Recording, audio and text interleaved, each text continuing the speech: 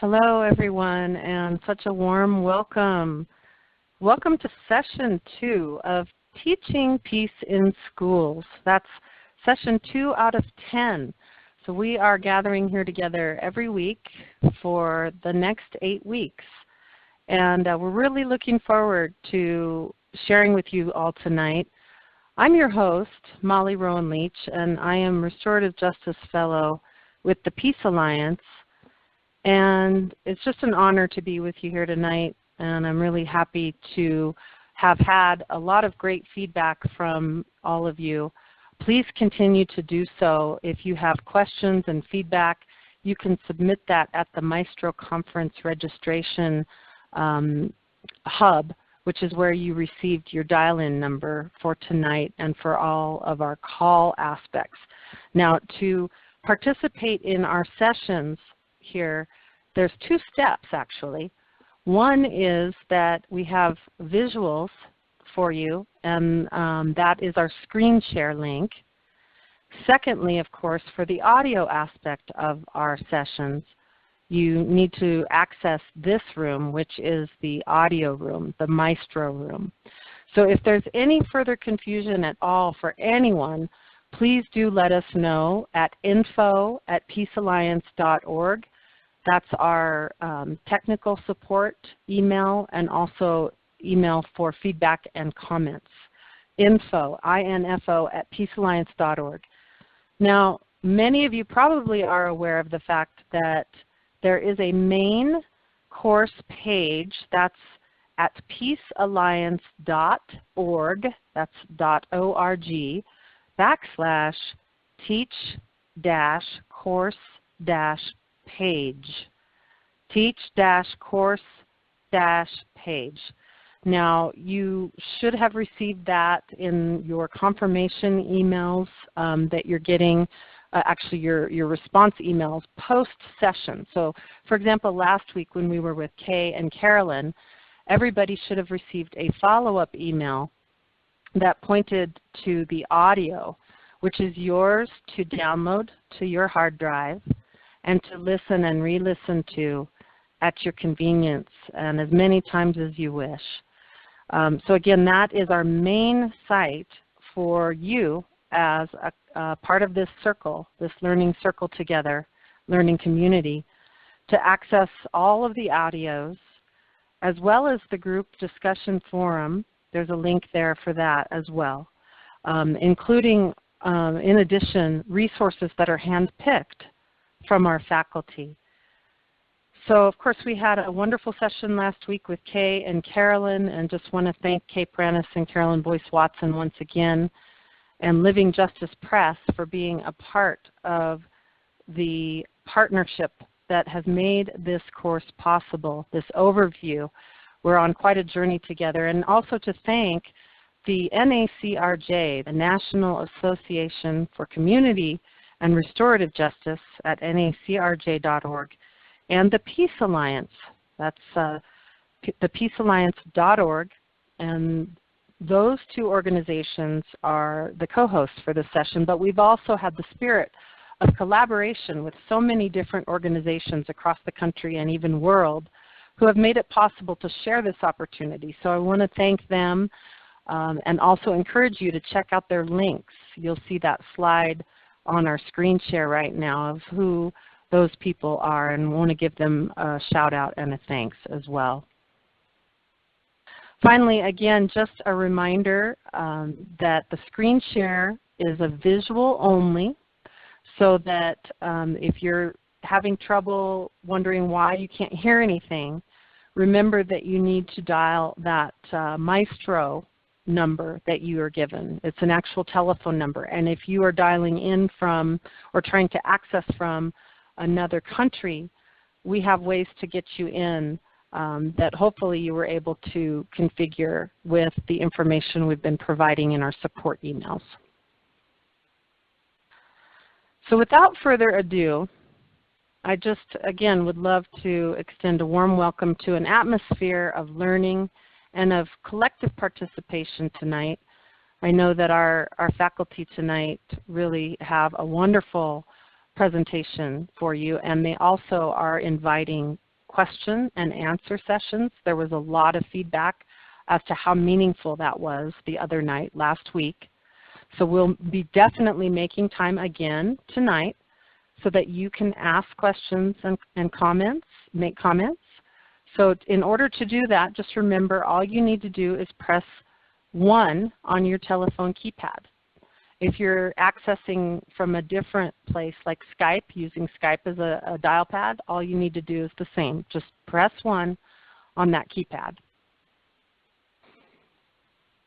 So welcome to Moving from Roots to Systems. Tonight's session is entitled Head and Heart, Scaling Up the Restorative Paradigm Shift in Schools with Nancy Riestenberg and Rita Alfred.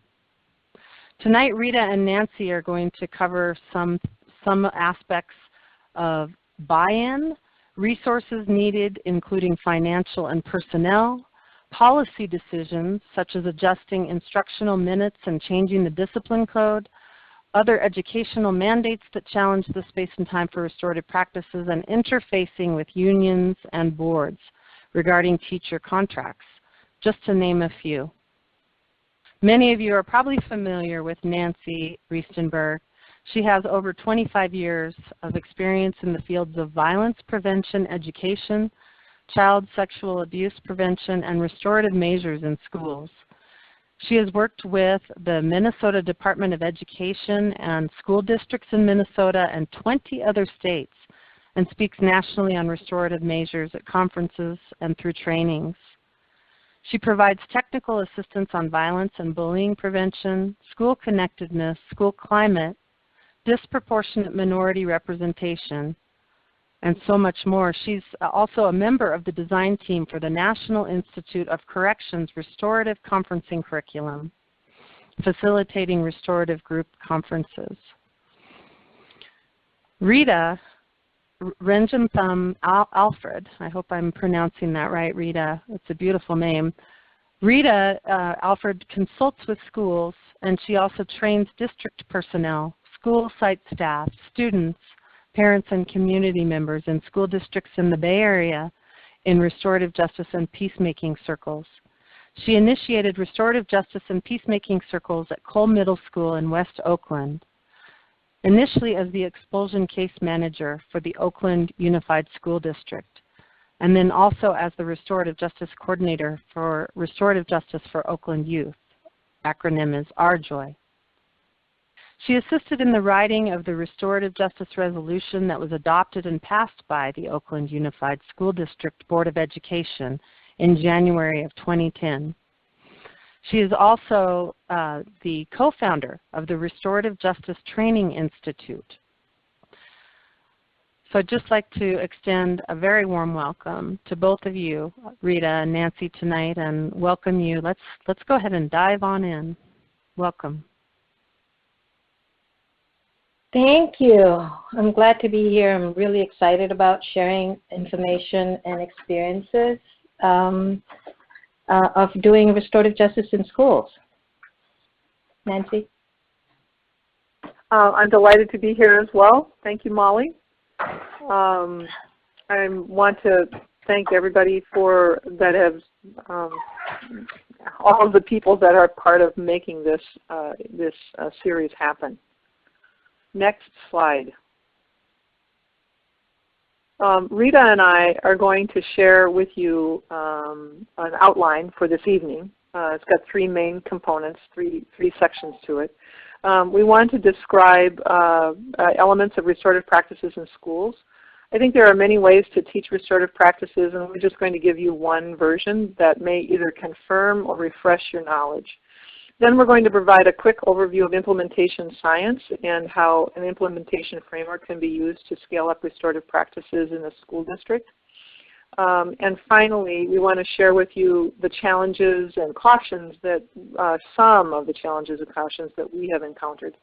We're going to break the session into 3 different sections with questions after each section. And so we're going to go in and out in dialogue with you as we go through the evening. Next slide. So we're going to start with this slide that shows the river, the ocean, no ocean, the river, trees.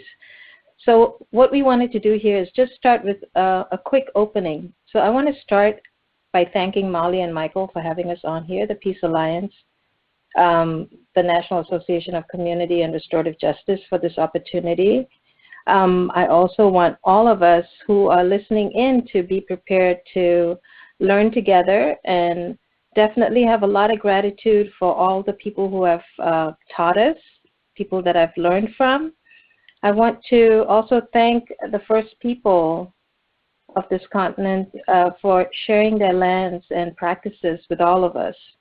And thank you to all of you educators who work so hard and very seldom are appreciated for the work that we do.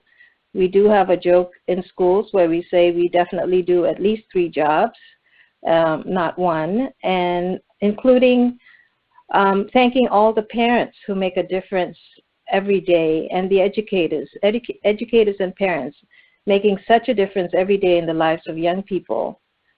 And of course, thanking the youth for giving all of us as adults a glimpse into the future where they live and where they belong, and hoping that the picture of this land and river and mountains in the background and clouds and all the critters and rocks that belong here will help us to continue as human beings to stay sane in this world, as so many really crazy things are going on. So thank you to everyone on this call today, and I'm really hoping that we'll have a great conversation together. Next slide. So restorative practices is about intentional connections to, first of all, ourselves and to each other. Rita has acknowledged those who have come before us and who are working with us as an awareness of ourselves in relationship to others. And if we could doing this workshop, we'd have you all stand up now and introduce yourself to another person. Maybe you can only do that to your cat, or maybe you have a partner as you're listening to this. But we would want to bring movement to our bodies so that we could get blood to our brain. And then, of course, making that connection, meeting and greeting someone else, the more we know about each other, the less likely we are to hurt each other, and the better we're able to work and learn together. But you can, right now, connect to yourself. And so I invite you to take a moment to take a deep breath and to feel the air coming in through your nose and going down deep into your lungs and into your diaphragm. And just take a moment to hold that and to feel it, and then to let it out. As I said, restorative practices is about relationships, about connecting to ourselves and to those who have taught us and to each other. These simple practices of taking a good deep breath, of paying attention to the people around us and saying hello to them, can be the start of a restorative school. Next slide.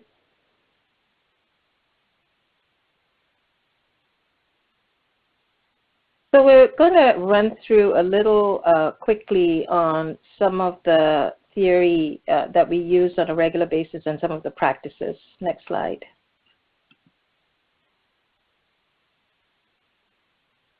So I'm going to start by saying that restorative justice is not a program per se. It's a way of thinking, a way of being, a way of doing, and it's definitely a paradigm shift away from punitive to being more restorative and being more human with each other. We always use this definition from Lorraine Stutzman-Emsted's and Judy Mullett's book, The Little Book of Restorative Discipline. And the definition there of what restorative justice is, or restorative discipline is restorative justice promotes values and principles. And while I'm reading this, I'd like for you to kind of jot down some of the words that jump out at you, some of the words that make sense to you. that describes this work. So restorative justice promotes values and principles that use inclusive, collaborative approaches for being in community. And that's a big thing, the idea of being and not constantly doing. These approaches validate the experiences and needs of everyone within the community, particularly those who have been marginalized, oppressed or harmed. And just by this definition, we are acknowledging historical trauma and things that have gone before, and that whenever we're dealing with the present time, we have this past. We have this past and we have this future. We have to be able to acknowledge right in the present what has happened for the generations behind us, the 7 generations behind us, as we learned from our teachers, and the 7 generations that are coming before us. These approaches allow us to act and respond. That idea of being awake, of not sleeping, of not being tranced out, that we cannot respond. And how do we respond? In ways that are healing rather than alienating or coercive.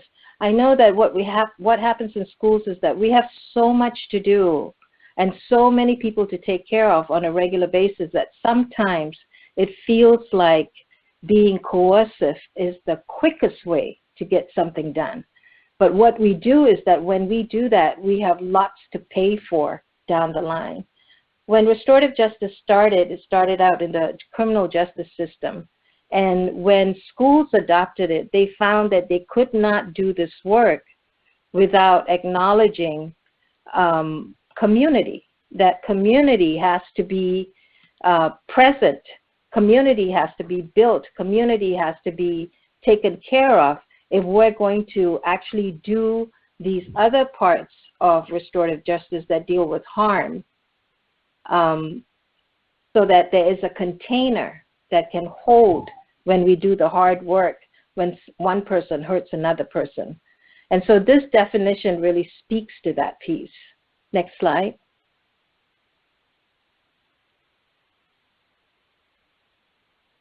So when harm happens, the 3 questions that we used to ask, or we still do, because our restorative justice way and the conventional way are working hand in hand right now, together in parallel sometimes, but in many places they're actually joining together and trying to figure out how to make the best outcome come from situations that are harmful. So the 3 questions that we usually talk about when harm happens is, what was the rule that was broken? Who broke it? First, I think we go to who broke it, who did this, and what was the rule that was broken, and then what is the consequence? And a lot of times the answer is some kind of punishment, right?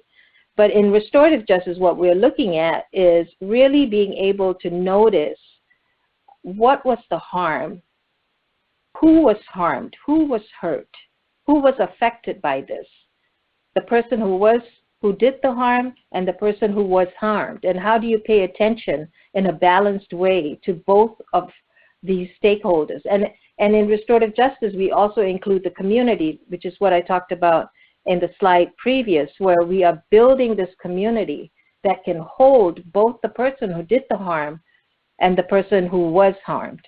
And then deciding together, coming together and deciding together who is going to set this right. What are we going to do as community? What is the person who did the harm going to do so that we can set these things right again and heal from the harm that was caused? Next slide. So a restorative school is about 2 main things.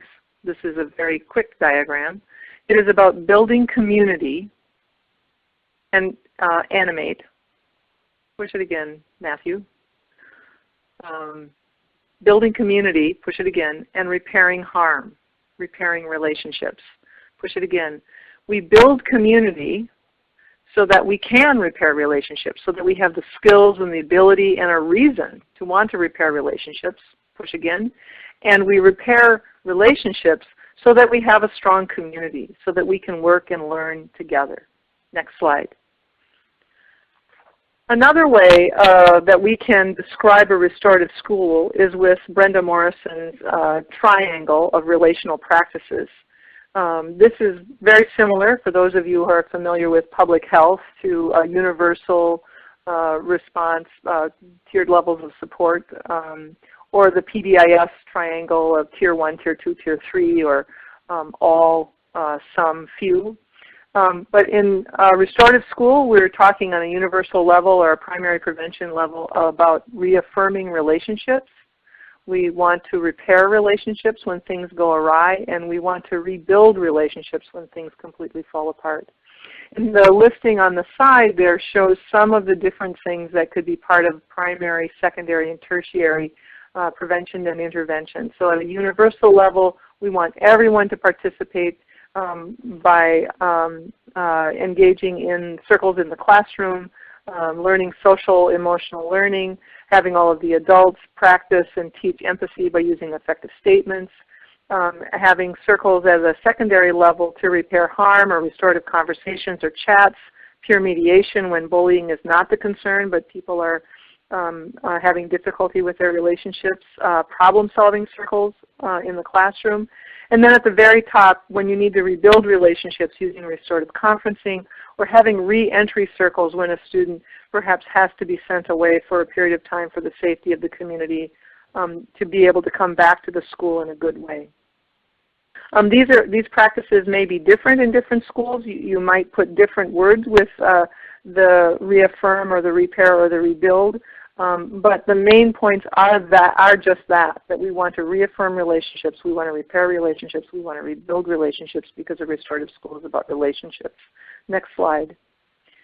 So if I were to think about that primary prevention level, about effective statements, about teaching the emotion of feeling, teaching the language of empathy, this is a practice, a basic practice, particularly for all of the adults, so that they can at every turn include social emotional learning around empathy. They not only would model things like, I am delighted that people are listening to me on this radio show because I spent time preparing it. I am giving people some understanding about how I feel and why I feel that way, and giving people the students words so that they have more than just happy, sad, glad, mad, but also to teach empathy, to look for an opportunity to ask an empathetic question per the subject matter that you're working with. Like, how did Martin Luther King feel when he was going to give that speech? A question you might ask in social studies or in history. What do you think George Washington felt in his body before he was going to cross the Delaware and attack the Hessians? In math, how do you think 5 feels when we take 3 away from it? At any point, we can ask a question that engages the students to think about feeling and empathy. And then, of course, we reinforce empathy in school when something goes wrong by engaging people in a restorative process. Next slide. So what Circle does, which is one of the practices that we have in restorative justice, is it slows us down. And probably this is like a bad word in school because we're just like go, go, go, go, go. And to slow down is actually really hard for some of us in schools. And so slowing down really allows people to be in their bodies, and a lot of what Nancy talked about right then, to be in their bodies so that we can think. And if we are really doing the work of educating young people, slowing down should be something that we do on a regular basis, right? Because slowing down helps us see each other. And seeing each other is a trauma-informed practice. It's a trauma-informed response. You have to be seen to be able to do what you need to do in school. It allows us to build relationship and community. We're not just these single individuals that are doing whatever we want to do and not caring about what's happening to all the other people that are in the room who are being affected by whatever we're doing, the good and the parts that hurt. The slowing down helps us as adults be able to be in our body, so when we're teaching, we're not teaching from this place that's not present. It's really asking all of us to be present. It allows us to problem solve, where we are taking in more than the idea of the person who speaks the loudest or jumps the farthest when it comes to some problem-solving situation that we find ourselves in. It allows us to relate so we can plan. Because without building, getting to know each other, without building trust and understanding, and it doesn't allow us to actually discuss concerns and come up with a plan. Unless we know each other, we can go straight to the plan, and then because we don't trust each other, go around and around and around in the plan. The circles allow us then to sit and use our structure that we have to repair harm. So it slows down the process so we can think. Next slide. So as we move into these primary prevention activities of teaching empathy and effective statements and using Circle to build relationships between students into Tier 2 of repairing relationships or Tier 3 rebuilding relationships, there are some core assumptions we need to keep in mind. And the first one is that the intervention is not the only part of a restorative school. Building a strong, caring community is the foundation of a healthy school upon which you can put the practices of repairing harm. And the other really core assumption is for people to remember, regardless of how we act, whether our colleague is grumpy on a Monday morning or a student has called us bad names and has broken our new test tubes in the chemistry class, everyone wants to be in good relationship with others and with themselves. Everyone wants to feel respected. Everyone wants to have a sense of dignity. Everyone wants to feel as if they matter to others.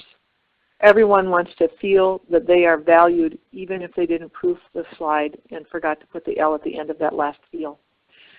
These core assumptions drive all of the practices in the school. Next slide. So a summary for us is restorative discipline. This is from Kay and Carolyn's book, Circle Forward.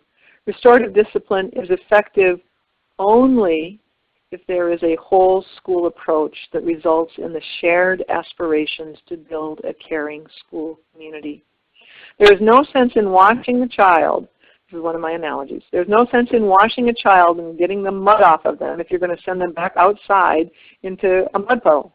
But it does make a lot of sense to wash the child and get the mud off of them if you can send that child back to fresh grass and clean sand. Next slide.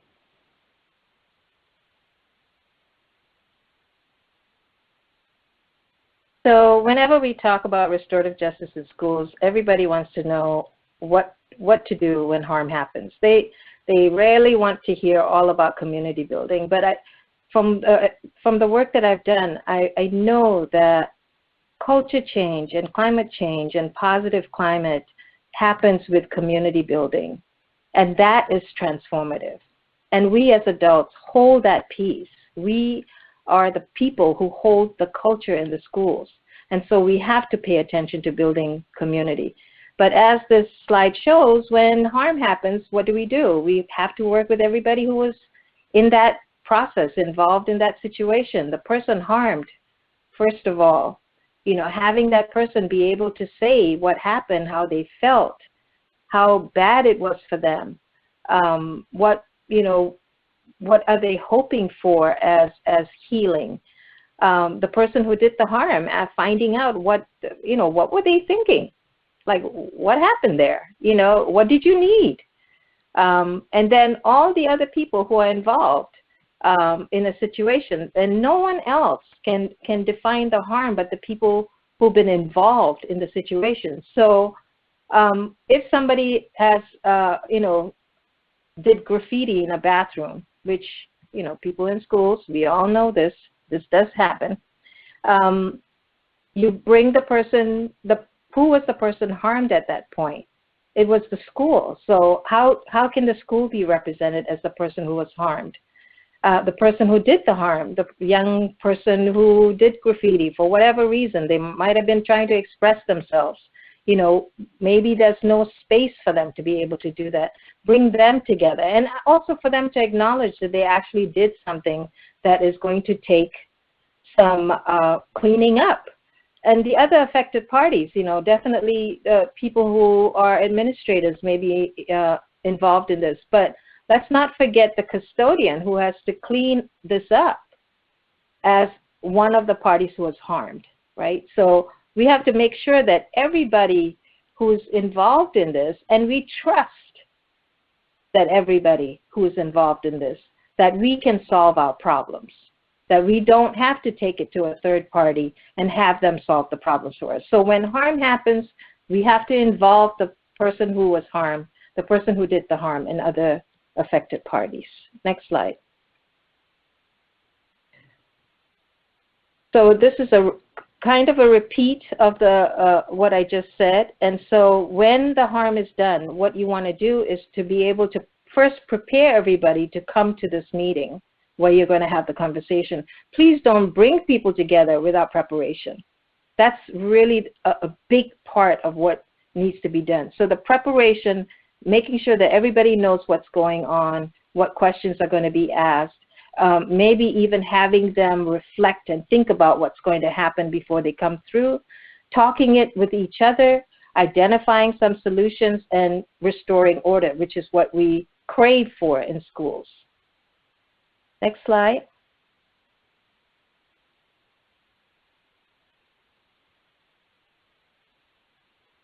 So when harm happens, we focus on repairing.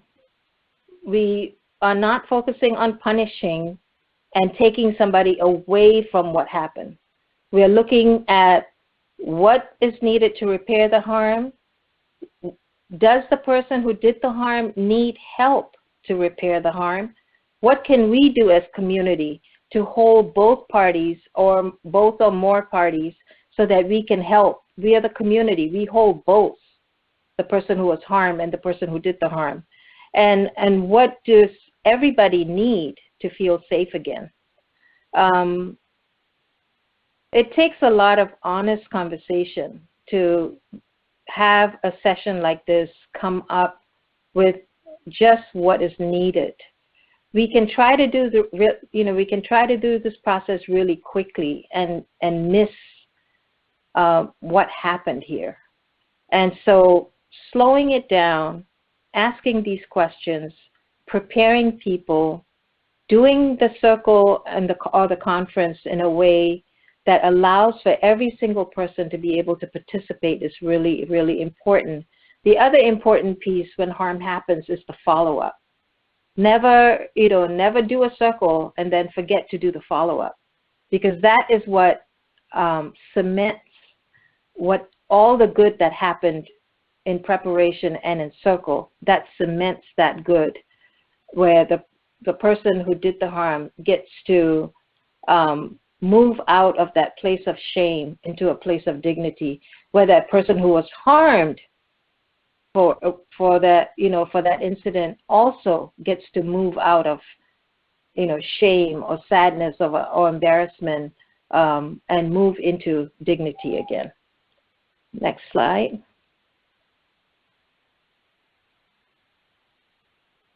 So restorative practices for some people is a paradigm shift, and it's a bit hard.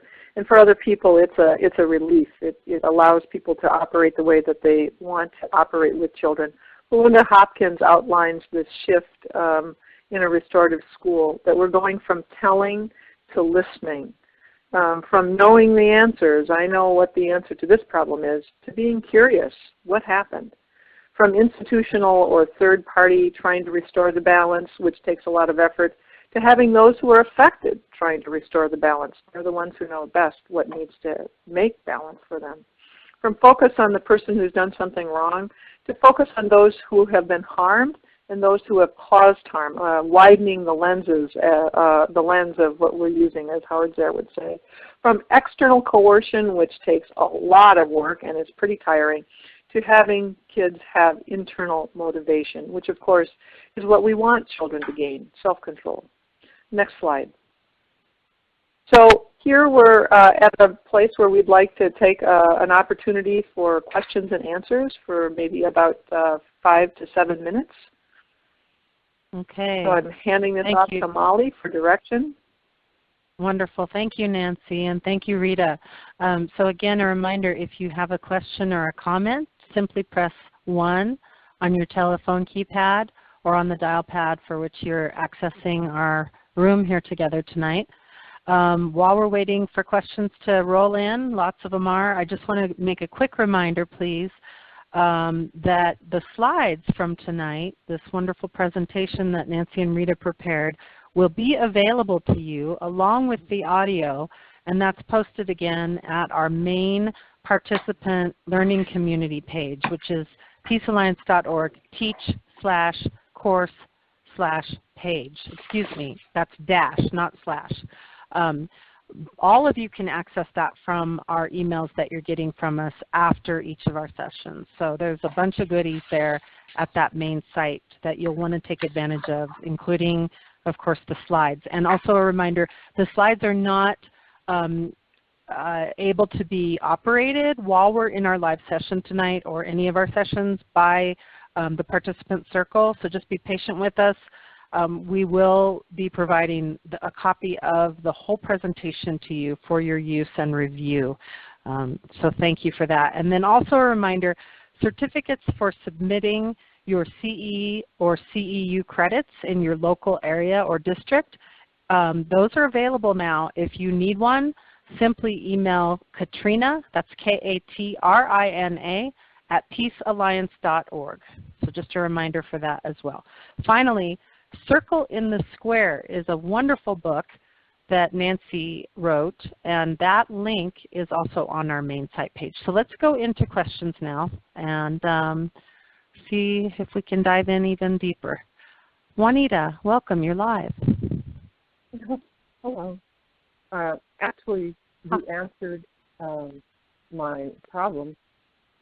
The slides have not been moving since the one about circle. Did you realize that? Okay. So as far as the slides go, they're being operated by one of our staff. So you should have no problem seeing them go from one to the next. You might refresh your screen, your viewer screen, if you're having problems with it. See if that helps, Juanita. Thank you. Let's see here. Dorothy, welcome. Do you have a question or comment? Dorothy. Okay, we'll come back to you, Dorothy. Maybe you're muted. Joseph, welcome. Hi, Joseph. thank you. Calling in, excuse me, calling in from Lewis, Delaware. This is wonderful. And my question is, in kind of gathering the parties to participate in a circle, when there is one party or even more parties that don't want to participate, any pointers about what to do at that point? Do you hold off? Do you have private conferences?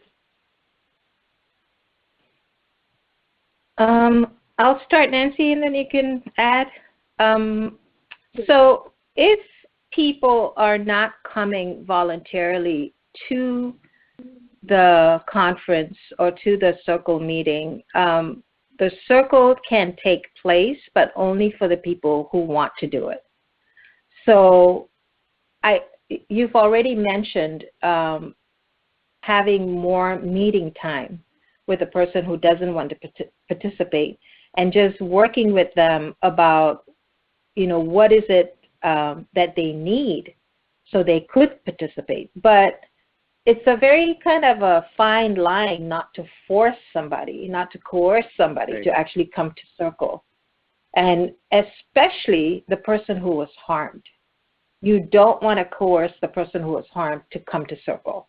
This whole process is not a process specifically to support people who've done wrong. It's for every single person. It's a balanced it's a balanced way of dealing with what happened. So the person who did the harm, the person who was harmed, and the community who witnessed what was going on.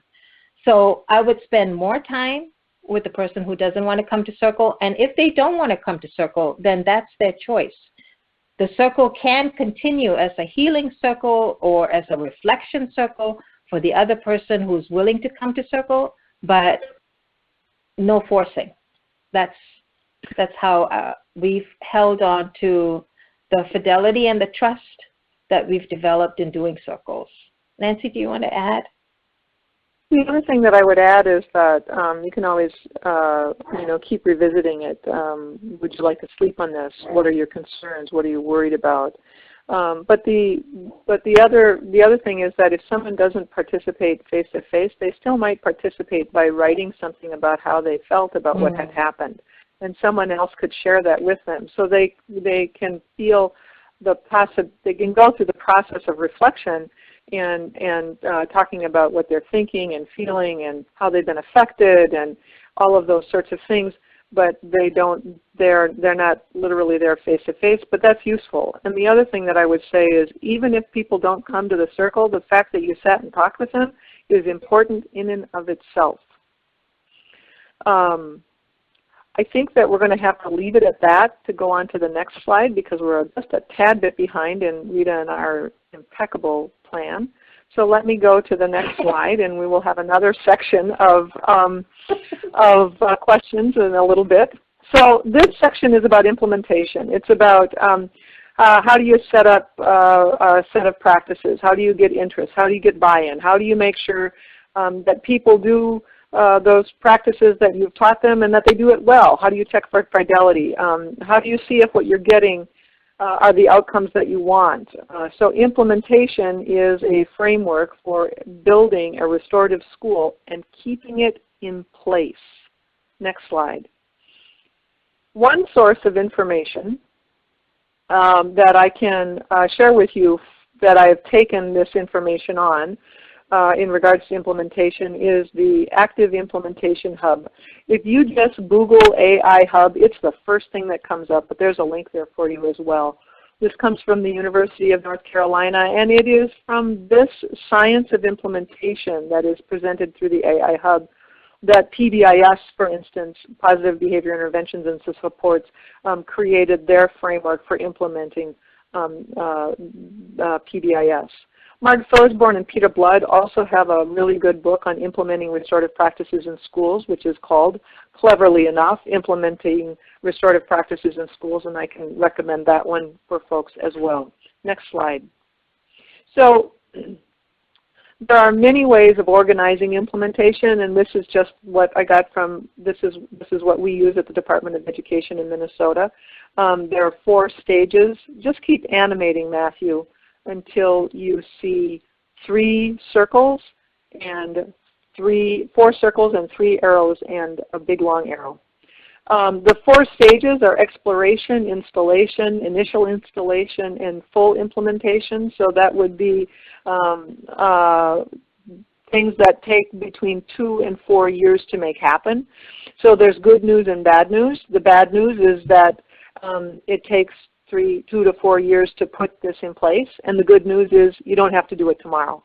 As a matter of fact, you can't actually do it tomorrow. It takes time to install all of this in something as large as a school district, much less a school district, school building, much less a school district. Each of these stages are needed, but they're not necessarily something that you go through in a linear fashion. You might start out with exploration, go to installation, and then realize you have to go back to exploration. So for instance, you explored and thought, what we need is a practice in the office to reduce suspensions and expulsions. And you train a bunch of people, and they learn how to do circle to repair harm. And you start implementing that in your 3rd stage, and then you go, we went to this great webinar, and I realized that I have to train everyone in the school. So you go back to exploration in order to teach everyone in the school about restorative practices and their part to play in it. Next slide. So I'm going to take each one of these in bits and just talk about them in a little more detail.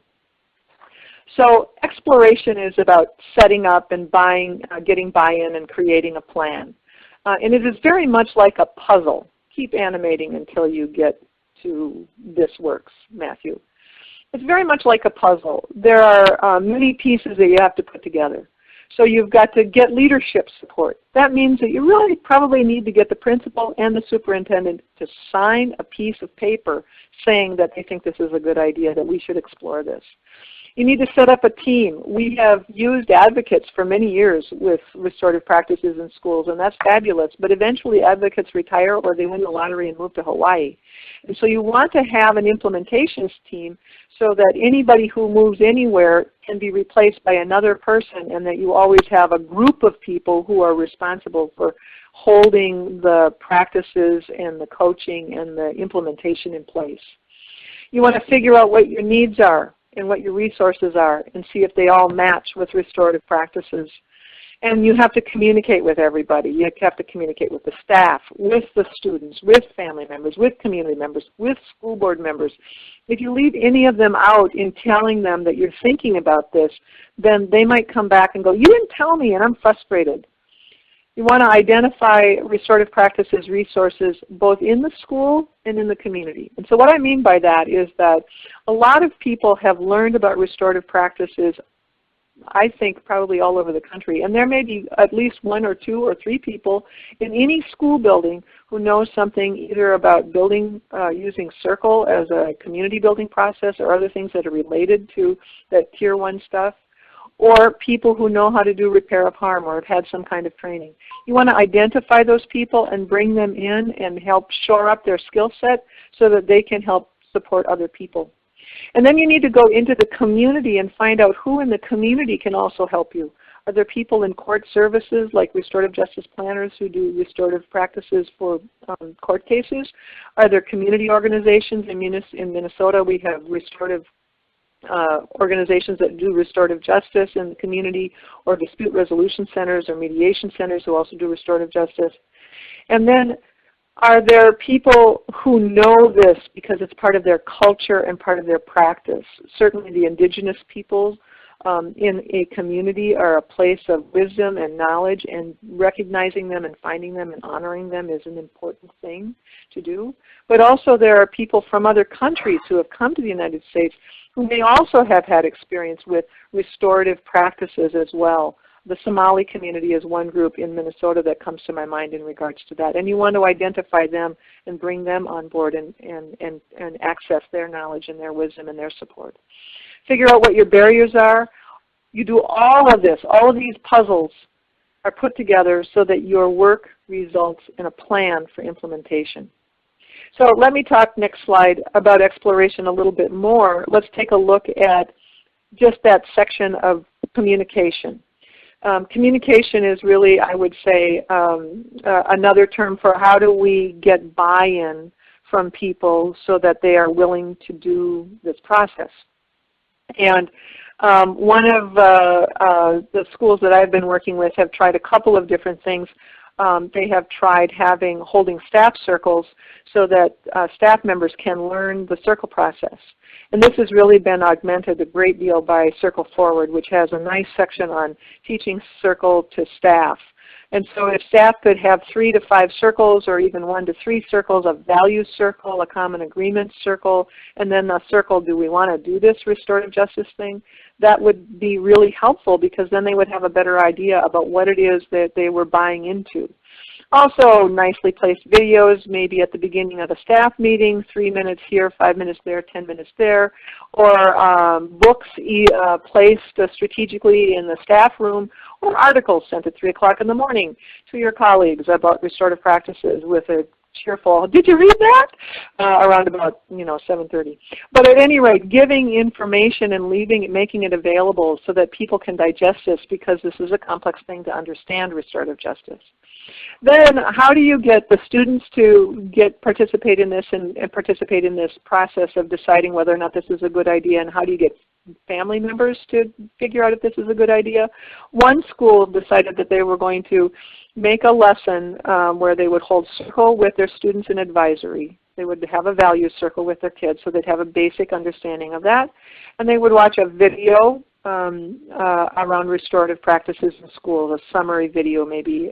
There are a variety of them that you can find.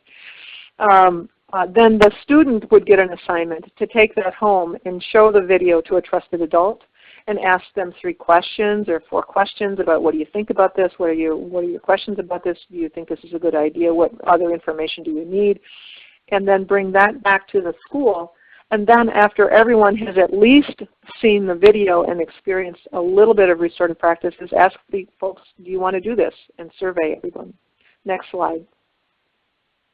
So a theory, or one, not theory, it's just a suggestion about how to get people to want to be interested in buying in, to get them interested in even wanting to sit in a circle to consider this, is to create a sense of urgency. And these are all examples of things that help to create a sense of urgency in Minnesota. Having a discussion about school to prison pipeline and really unpacking that for people and explaining it to them and seeing how there may be things that are happening in school that help to support that phenomenon. Disaggregating data and looking at disproportionality both with kids of color as well as with special education students. Having the community come and give encouragement to the school district and say, I think you should do this differently. Having the teachers union encourage the school district and say, I think you should do this differently. The State Department of Education in states around the country are now adding their encouragement to this for schools. And the U.S. Department of Education has also provided a sense of urgency because they have provided encouragement through their Dear Colleague letters on disproportionality and bullying and special education issues. And then they also provide support for school districts that need remediation in regards to those aforementioned topics. And that is one of the reasons why some of the school districts have gotten a sense of urgency and decided to try to take up restorative practices. Next slide. But I think the most significant, the cornerstone of helping people understand why you'd want to consider doing restorative practices is to hold a values circle. Figuring out a way to have a large staff meet in small circles of like 7 and going through their conversation with each other about what their values are and how they want to be with each other in the school, I think goes a long way to piquing people's interest in this idea of restorative practices. Implementation science would say that you would want, after a period of time, to see that you have around 80% of the people who say, yeah, I think we want to try this new practice, this new way of doing things. Restorative practices would say, we need to try to get consensus. Consensus being, I can live with this. It was not the best plan, certainly wasn't my idea, but, okay, I can live with this. But one way or another, you have to have a large, significant number of the members of the school community to say, yes, I want to go ahead and do this. New slide. And then it's important to identify data to really get enough information in your exploration process.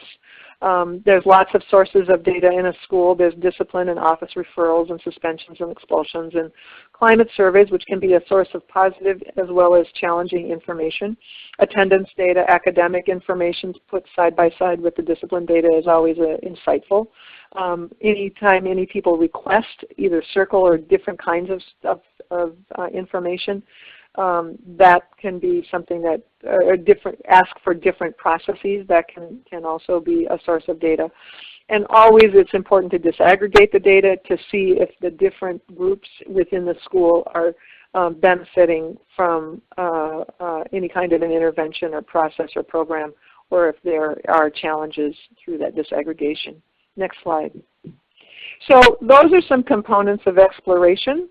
Now we'll go to the next section, the next process, big part of implementation, and that's installation. So you've decided, yes, I've got a process that needs to happen. I want to do some things differently in my school.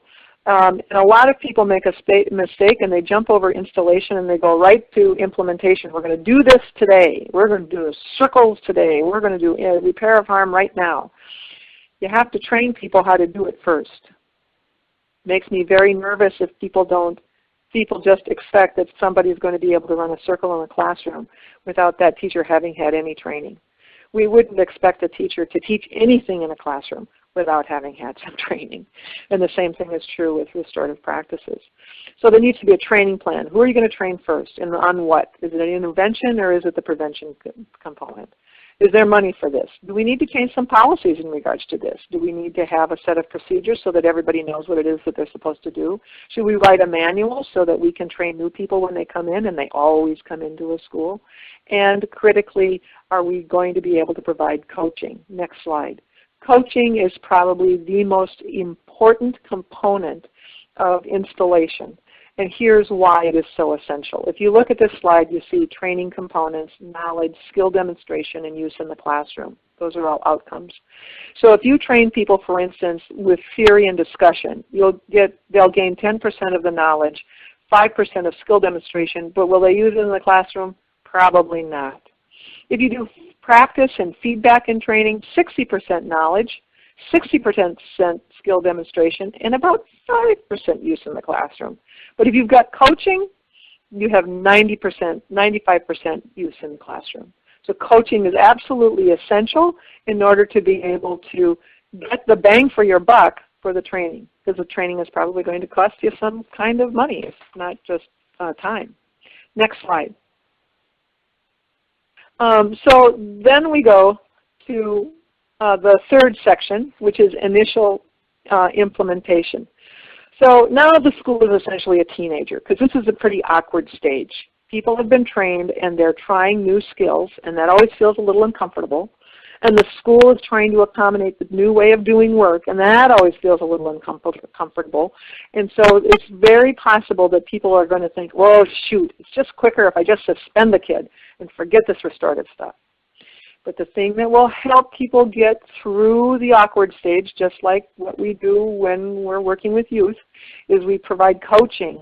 We give them some data, some feedback to show them the quick wins or the early wins or the whatever. Give them encouragement. Good job. You tried it. Hooray. And of course, celebration is as important for adults as it is for anybody else. It's about getting started and so that you can get better. And one thing that I would say to people who are really frustrated having to try new things is that, well, this is a way for you to stave off dementia because you're building new neural pathways in your brain by trying a new thing over and over and over again. Okay, so next slide, full implementation.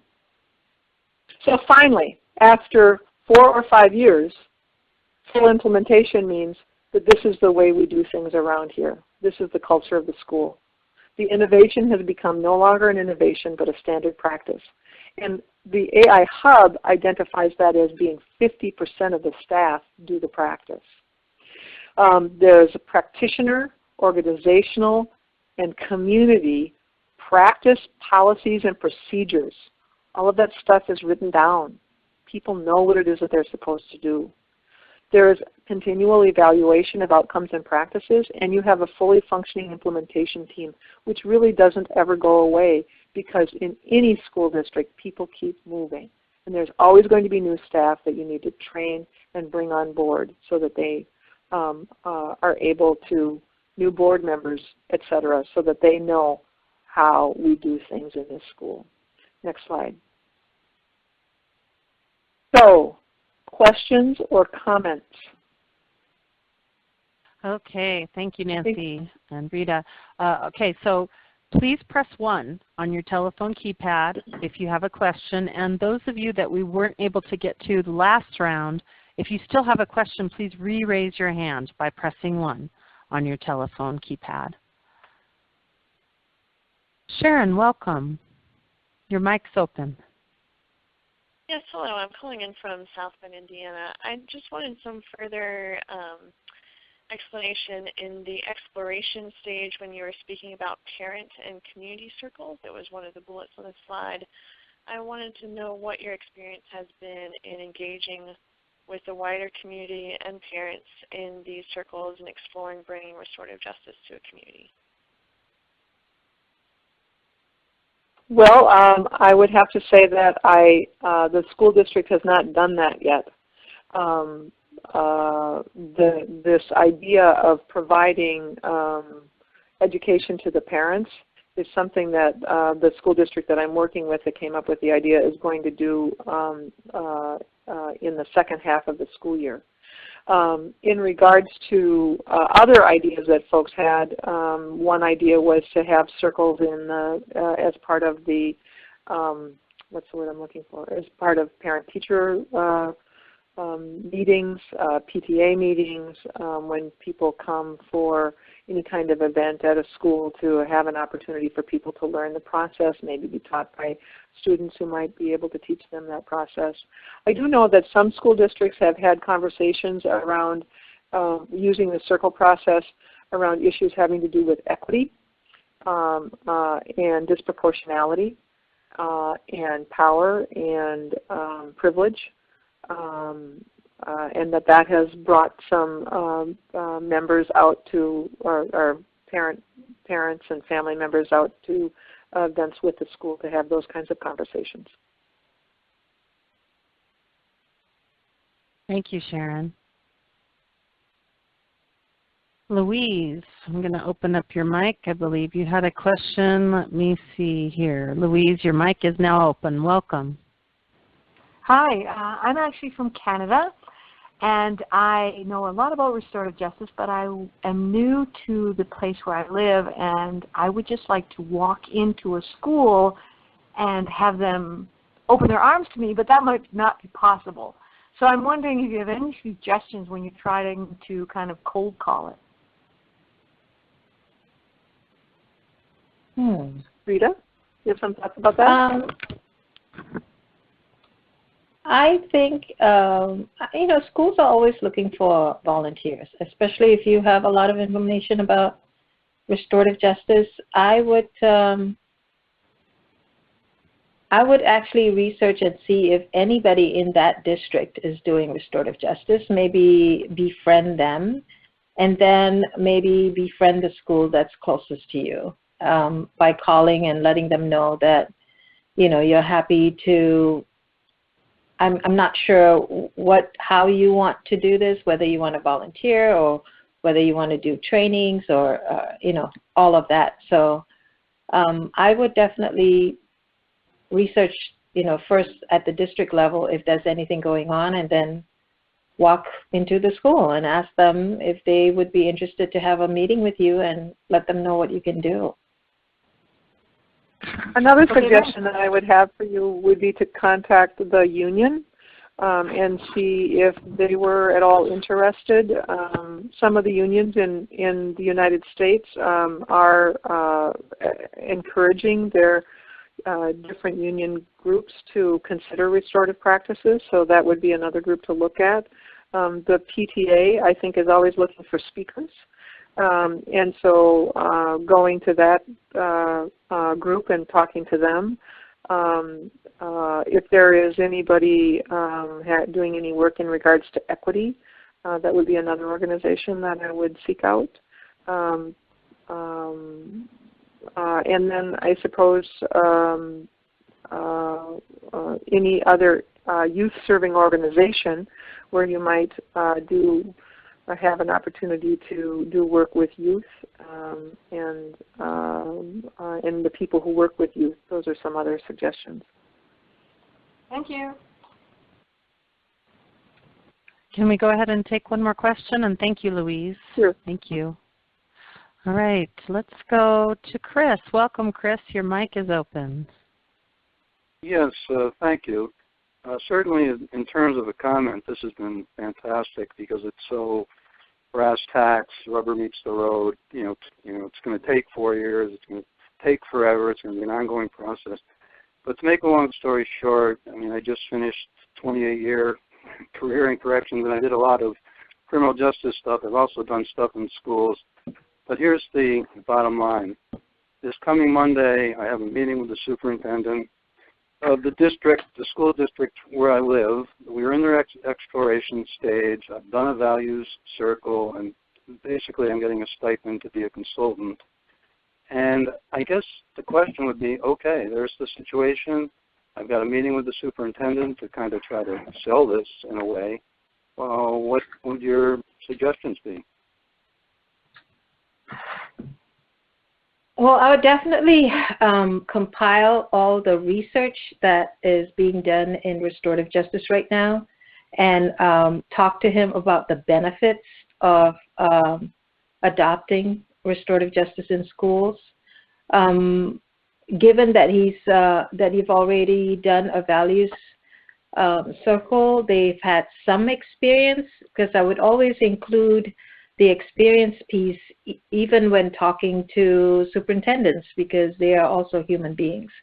And it really does speak to them about who they are and what their work is if they can actually have an experience. But I think the main thing most superintendents want to hear is, what are the benefits, what kind of time will it take, what would the cost be. I think all the things that you heard Nancy talk about in exploration and all the those different parts of exploration, installation, and implementation. I would take that and be able to, explain that to the superintendent. That's what I would do. The other thing that I would add is that I would definitely also look for an opportunity to tell a story. That, what's your motivation for why you're doing this? With all of those years in correction, I think you've got lots of examples of why, if only it had been done differently for this kid, that wouldn't have been in this particular situation. And oftentimes the start is with school. And so don't forget to put that piece in there as well, because it's so terribly compelling for people who care about children. So we have, we have about, 10 minutes? 3 minutes left. Yep. So we're now going to go on. Next slide. Okay. We are looking at challenges. So next slide. So Belinda Hopkins is an educator and a restorative justice practitioner and trainer in England.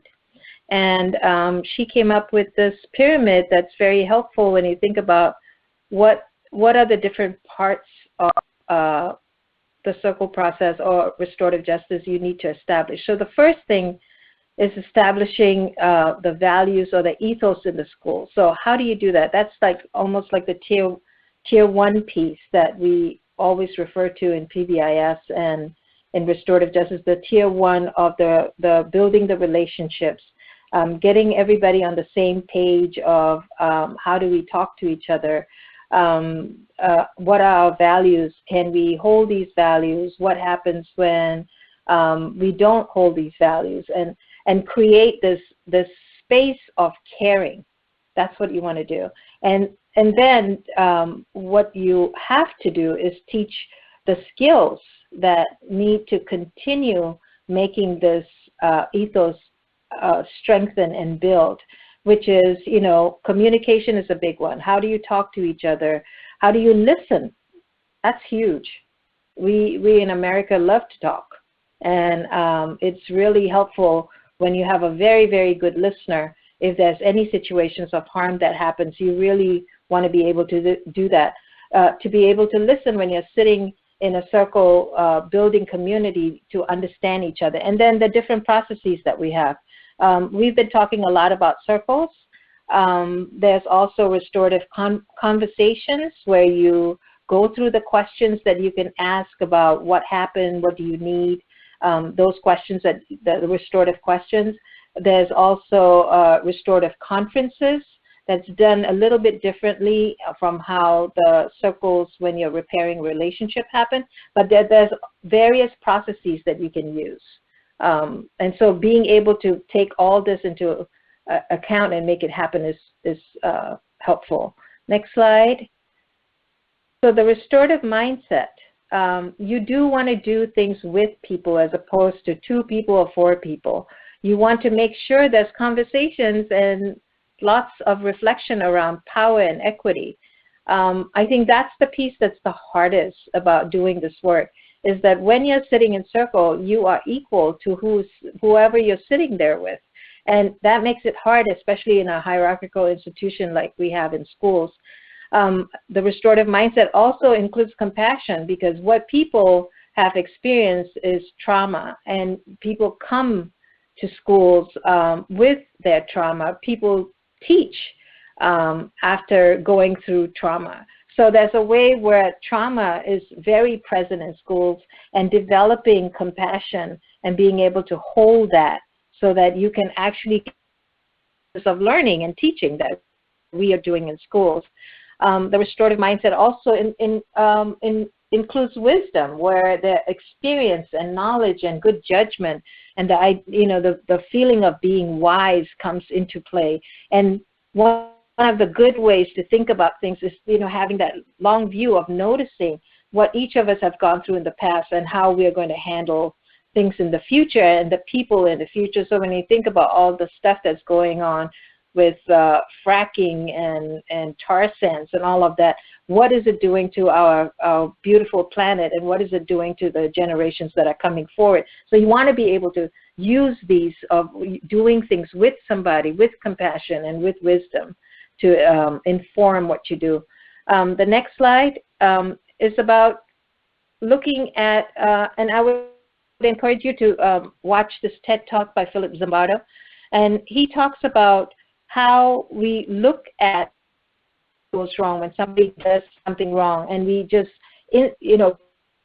keep that wrongness within that person. So that is the bad apple, child, or that student, or a lot of times that adult, is the bad apple. They're doing things wrong. There's something wrong with them, and we don't think about what is the situation surrounding that. What do our classrooms look like? What our schools look like? Do we have drinking fountains that work? So we have to look at whether we are a welcoming space. When you look at the bigger influences, the systemic influences, what do we have to work with? One classroom where there's 35 students to one adult. That's a systemic issue. We need to talk about that. So when we look at bad apples, looking at the barrel that holds the apples, before you make a decision about excluding somebody, looking at the system, who are making these barrels? What are we doing when we are instituting these things? Next slide. So when we looked at the comparison of institution and community, what we found is institution, there are lots of rules. And where community is concerned, we have those kind of guiding principles, but we have them through values. In institutions, the third party makes the decision. If something wrong happens, the judge makes the decision, the principal makes the decision. Versus in community, if we're building community and bringing community into schools, then the people who've been involved in the situation are the ones who actually make the decision. In institution, we go by reason. There's no place for emotion.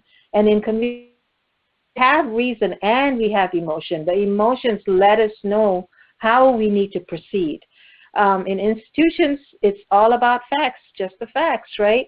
And in community, we talk about the facts, but we talk about it in context, in a story that's filled in.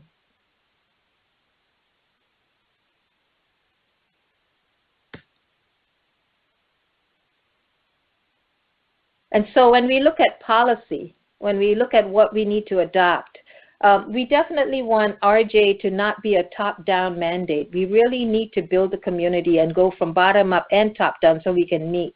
We have to have adults using RJ for their own community building and dealing with our own conflicts. We don't deal with our conflicts as adults in schools.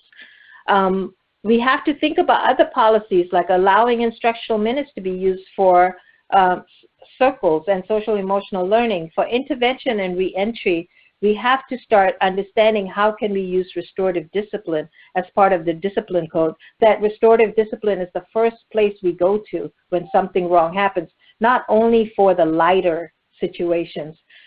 We have to have systems that can track and report data so we know how to move forward. fidelity checks for how we're doing the process, because a lot of people are calling a lot of things restorative justice, and when they don't follow the process as needed, then I'm not sure what they're doing at this point. So let's see, what is on the next slide? The structure, the support that you need. Like, for example, in some classrooms, you can't, and then you look at the science lab, you can't move those tables. So you have to have rooms and space and time and a team of trained people that can help you. You need staff. Nobody wants to talk about hiring people for RJ until, things grow, but that really helps to grow what you're trying to do.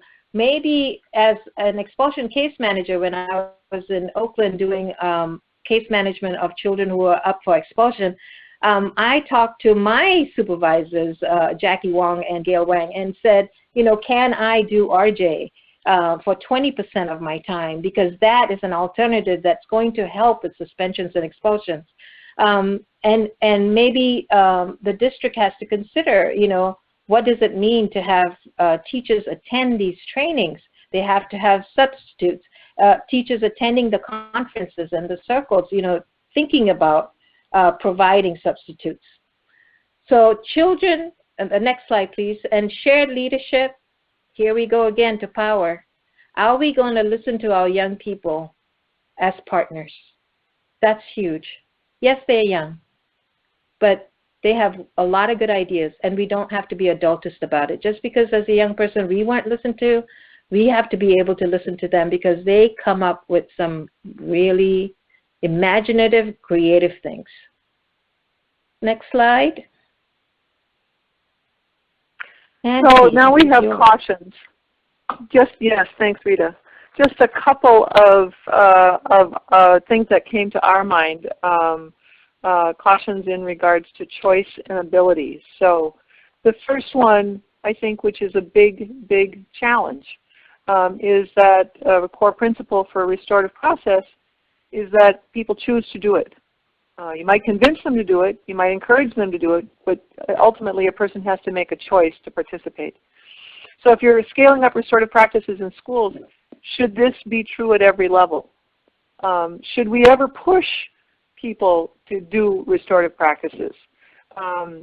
I just can observe that I know that some schools are being pushed to do restorative practices by the U.S. Department of Education when they seek to have schools remediate for disproportionality, for instance.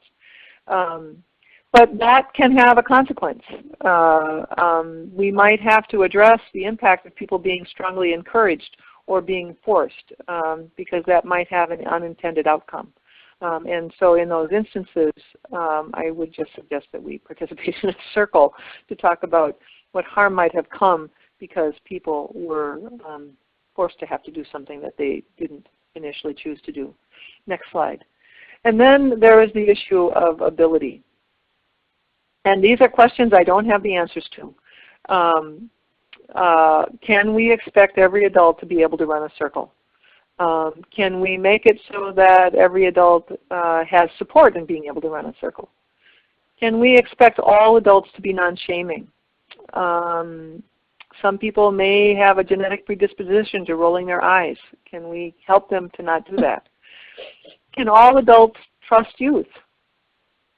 I don't know what everybody's experience has been with young people. I don't know if that's possible. But it's what is really necessary if you're going to have a truly restorative school. Can all adults be compassionate? Can they ask the question, I wondered what happened to that child that they're acting this way, as opposed to what's wrong with that child? How we support people is a critical issue as we encourage people to try to do this. And do we encourage them to go to another job? Do we encourage them to go to another school if they can't do this in a restorative school? Do we provide them extra supports? What is it that we do when we think about people's ability? And I don't know the answer to those questions, but I think that those are some cautions that we need to take into account. Next slide. So here we come to our last round of comments and questions. Thank you, Nancy and Rita, so much. So just a reminder, we've reset the hands. So please, again, if you still have a question, we didn't get to all of them, press 1 on your telephone keypad. So we'll go ahead and open up the conversation here. Barb, welcome. Oh. Hi, Barb. Where are you from? Upstate New York, Central New York. Can you hear me? Yep, you're great. Okay, Central New York. So you answered my question on many different times along the way, but I want to hear something just again because we're about maybe 3 years into rolling out the restorative practices, and it was started from a grassroots organization because the state had come in and told us we needed to do things differently, and we'd already been doing a lot. And I don't know, we didn't want to. We just needed to be able to do something on our own that we thought was right as teachers. So we got engaged in the process. However, that was a long time ago now, and I think people have forgotten why we all started, and some have fallen off the bandwagon, and we're primarily special ed programs, so we have a lot of assistants and TAs that maybe were not so engaged in that process. We have some administrative support, actually quite a bit, but when we talk about people being involved and giving choices to be involved in circles, our problem comes at a real basic community building level. People don't want to be involved in just even the fun community building activities. They choose not to join. And, I don't know what you can do about that. I don't know what to do about that. Or I'm talking staff. Well, yeah, I have a suggestion. And it has to do with convincing the administrator to do this, or for you to just decide to do it for yourself. One school always starts their staff meetings in circle, and I'm making air quotes, in that it's a small enough school, so everybody goes around, and I don't know if they do it with a talking piece or not, but they go around and they say their name and they say the name of a student that they appreciate that day. And then they have a meeting as they normally have a meeting. And then at the end, they go around again and ask people, give me one word, how was our staff meeting today? So there was a kind of a check-in and a check-out, if you will. That was a simple way to have a little bit of circle happening in the staff meeting. Whenever I run a meeting, I always have people introduce themselves, and I really like a talking piece, and I tell them, and they're stuck with me. So if people just decide to do it as a normal matter of course, it can be something that people discover is useful in just your daily practice. And it does help a lot for the administrator to step up and say, this is the way we're going to do it. This is the way I'm going to open our staff development meeting, for instance. So those are just my thoughts. Yeah, well, we've been in and out of it. We've gone through a lot of different administration, but we do have an administrator, or have had administrators that will do that, but it stays with the faculty meeting. It doesn't go into the classroom when we do our group in there, our circles in there. In my class, I tell people, my assistants, that they have to join. I mean, because otherwise it's terrible. It's a terrible model for the students. It's just terrible. So I tell them that they have to join, and I don't know. I don't know that. I don't feel like it's the right thing to do, but I don't know what else to do. Well, it also makes me think that you keep repeating the implementation stages, and so you may have gone all the way through to full implementation, and now you need to go back to exploration, and you need to figure out a way to engage the staff to consider this again. The whole staff and all of the students and all of the family members.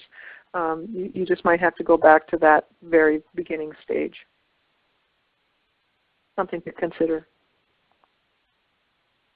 Okay. Well, thank you, Sherry. Thank you for that question. And I'm going to go ahead and open up the mics. We have quite a few people still wanting to ask questions.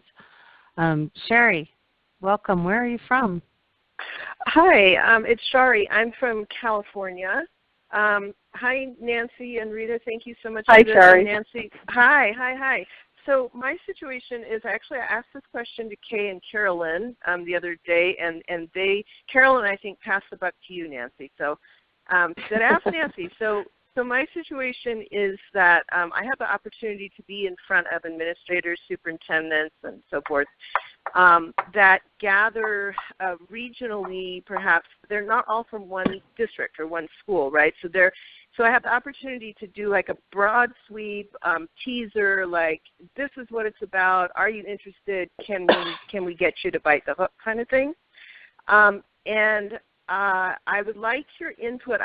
We definitely do a good job of creating the urgency and the data and the Dear Colleague letter and the guiding principles document, all that stuff, school improvement pipeline, etc. And then we want them to have a circle experience. It's usually a very large group. Sometimes it's been up to 80. Next time it's going to be 50. So I do fishbowl. So I'm going to do a fishbowl circle. And I'd love your ideas about bridging to the administrative mind in how I introduce guidelines. I always do use a talking piece, so potentially a good talking piece for this. There's definitely some tension around, whoa, this feels like a big stretch from our mindset into this a lot of times. So the introduction of the guidelines and perhaps a couple of good go-rounds that create the experience without being too much of a stretch. And it's generally, so it's going to be about a circle of 20. There may be, 2 rounds. Sometimes we can get a third round in there. There's always reflection after it. So that's kind of the setting. And usually have maybe, half hour. I could maybe sometimes stretch it to an hour if it's really happening and I can drop in. But, yeah. That's it. So you want some feedback on that, Shari? I'd love some your thoughts and ideas about how to bridge. It's a bridge building. Well, I have out of necessity, the mother of invention, had to have a staff of 100 experience circle. And so I did the following thing. I got myself an outline for a values circle. I made up with an opening and a closing and just kind of simple directions for people to be able to follow along. And I wrote it down in a script similar to what you can find your own at Circle Forward. You can find all sorts of circles in there. And I folded that 2-page outline into and put it into a brown paper bag along with a cloth napkin, a talking piece, I think it was a stone, and a small package of Kleenex, some paper plates and markers. And I made 10 or 15 of these brown paper bags and brought them to the school that I was doing the training. We met in the gymnasium, set up chairs around the jump ball circle so that people knew how to make a circle. You can get 100 people to say their name in under 3 minutes, sending around the talking piece, and then I explained what circle was. And then they got into circles of 7. And one person volunteered in each one of those circles to be the keeper, and they took that brown paper bag and they went and they took their chairs and they went off and they made different individual circles. So everyone had the experience of circle. I explained common agreements and explained it goes around in order and you don't interrupt. Now go have a good time. And then after that experience was over with, they came back to the big circle and we had just general conversations. I think a fishbowl is nice, but it's not the same as having your own skin in the game, where you have to say what your name is and what you saw on the way to the training today and what your value is written down on a piece of paper and what that means for you and how that is important for you to be able to work with yourself and other people. So that's just a suggestion, and it will stretch them. And it's true, they'll be stretched, and some people might find this really hard, and other people might not. And you just keep coming back, I guess. Was that useful? Great. Yes. Very useful. Thank you. Thank you, Shari, and also thank you to Barb. Nancy and Rita, would it be okay if we take one more question? We just have lots of them tonight. I know we're going just slightly a bit over. Is it possible to do one more? That's totally fine, yeah. Wonderful. Okay, let's open up the mic again. Let's see here. We have a couple different Jeannies tonight. Jeannie S., I've opened up your mic. Welcome, and please share where you're from. I'm from Seattle, Washington. And my question is, are those videos of circles available somewhere, or did you make them, or where could I go? Oh, I forgot to tell you. Yes. So on the Department of Education the Minnesota Department of Education website, go to education.state.mn.us, MN for Minnesota. And you'll get the main page, and you put into the search engine restorative practices. You come to a restorative practices page, and at the very top there is a list of videos. And so a couple of us gathered together, and we found videos pertaining to schools and restorative practices and put them into a list. And so the length of the video is on there, and different videos. There are different videos from restorative practices for Oakland youth, and from Oakland Unified School District, and San Francisco, and Michigan, and one from Venezuela. I mean, there's all kinds of quick circles with different, quick videos that explain different components of restorative practices. And it also has a... Sorry, Nancy. I just wanted to share with everybody that on that main master page, we'll make sure we list all of these links that you're sharing right now. So we'll make sure that along with the slide presentation and the audio from tonight, that those resources will be available for everybody. Thank you. That was great. Thank you. Shall we do one more, or shall we close? We have one more person that has been waiting for a long time. Go ahead. Tonight. Okay. All right, Peggy. Hi, and share with us where you're from. Springfield, Ohio, kind of central in the state. And welcome.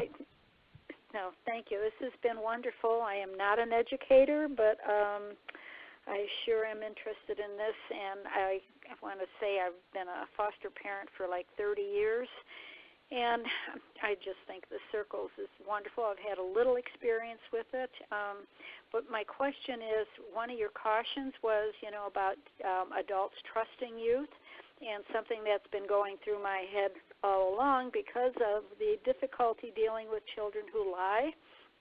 And I'm just wondering how you handle that in the circle where, either the person who did the harm or the one that's harmed may not be honest. And how do you deal with that? So I can add a little bit to that. One of the hardest things for young people to experience is abandonment. Right. And so if there's any reason why telling the truth will push abandonment on the child is not going to tell the truth, right? So if we can create an ethos, like we're not going to throw you away.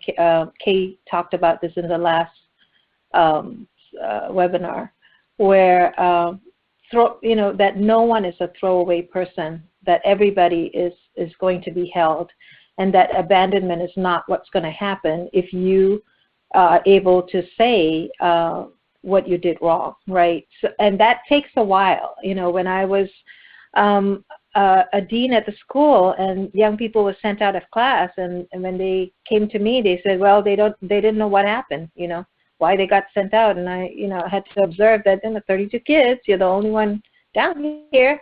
Something must have happened, And so let's have a conversation about that. And after 3 months of not throwing them away, not sending them home, not pushing them out, they were able to say, okay, you know, Ms. Alfred, this is what I did. I did this and I did that, but I'm not going to fix it. So it becomes like a developmental thing now. So they are able to acknowledge it, and the reason they acknowledge it is because they weren't pushed away. You know, they were given a way to think about it, to reflect about it, and then find ways to make it right again. So that's the big piece that we need to do, is that make space for belonging. You know, people who make mistakes are not bad. So how do we do that? And in our culture, it's different. But how do you handle that in a circle situation right on the spot? I don't know. You have to do that in preparation. You have to do that when you're preparing. Yeah, your preparation and your follow-up are the very important things in this process. So in the preparation, if the young person is not willing to tell the truth, then it's going to be really, really hard to go into circle. The child might need support to be able to tell the truth. The child might need some reassurance that they're not going to be sent away. And then when in circle, and they might fall back on, you know, not wanting to tell the truth, you take a break. You know, let's take a 10-minute break, have a conversation with the child. Where are you? Are you able to do this? Is there anything I can help you with? What do you need to be able to make this right? You're not going to be pushed away, you know, reassuring them. Right. And then follow up. I think another key component is. I love it. Oh, yeah. I was just going to add. There's another key component, and that is that, and this is one of the things that tells me that people understand restorative practices. That it's not a bunch of adults and a kid that are in circle trying to repair the harm that maybe the student was the person who initiated it. A student should be able to come with somebody who can support them, or maybe 2 or 3 people who can support them. Because telling the truth is hard, and you need support for that. And so just being the sole person in there with nobody there to support you makes it, you know, it makes it harder. You do worry about whether or not you're abandoned. But if you have friends there, if you have family there, if you have a teacher that cares about you, then it's easier to be honest. Oh, that's great. Thank you so much. It's just been wonderful. Mm-hmm. I sure hope we can get this in all of our schools. Thank you. Thank you, Peggy. Thank you so much. And Nancy and Rita, would you like to share how people might stay in touch with you, and any closing comments as we close our time together tonight? It's been extraordinary. Well, Nancy, do you want to go first? Go ahead. No, I'm going first, or are you going first? Yeah, you're going first, Nancy. I can be reached at the Department of Education, nancy.riestenberg@state.mn.us. I may not answer emails immediately, but I do eventually find my way to answering everybody who contacts me, because they're all our children, and it's all our schools. So you can reach me at the Restorative Justice Training Institute, rjtica.org. And I think the last comment that I would want to make is that, you know, when people cannot take responsibility, it is the responsibility of the community to help.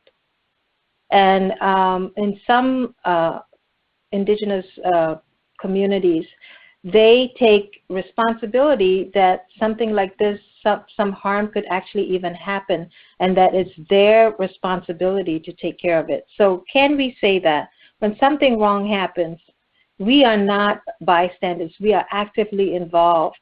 Whether that happens or doesn't happen has a lot to do with who we are as a community. Thank you, Molly.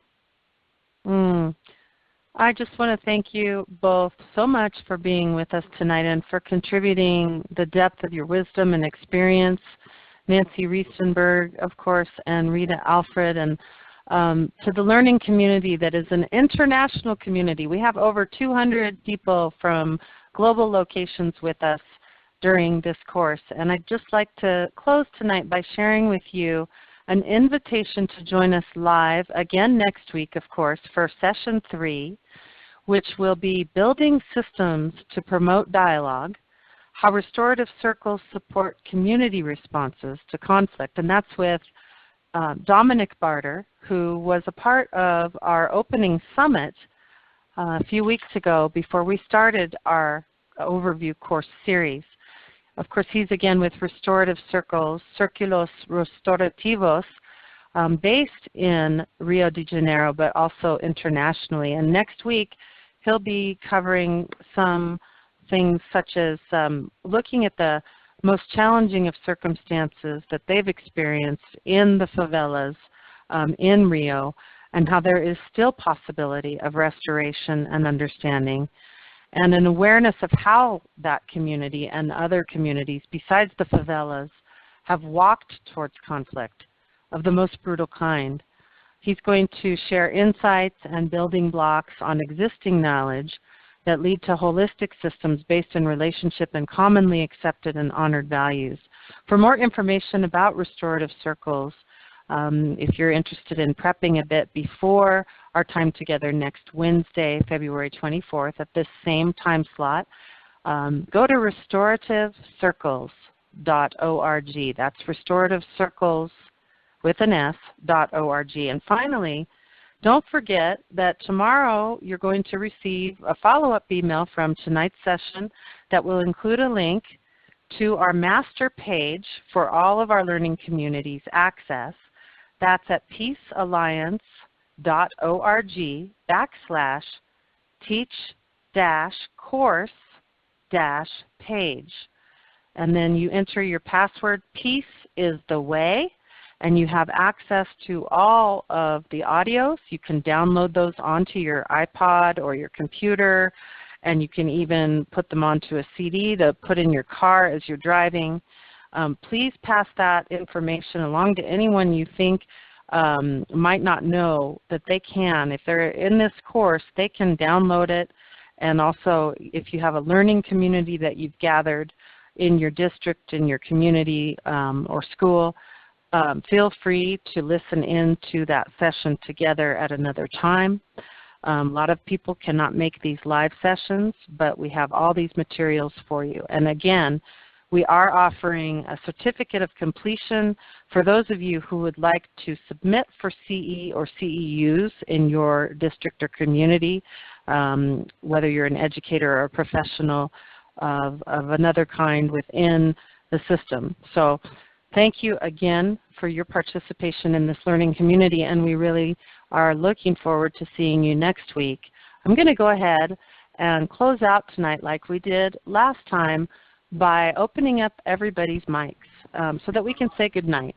So thank you, everyone. On behalf of the Peace Alliance and the NACRJ, it's been my pleasure, and thank you again to Nancy and Rita. And let's all say good night as we go out. Good night. Next week. Good night. Good night. Thank you. Good night. Good night. Penny.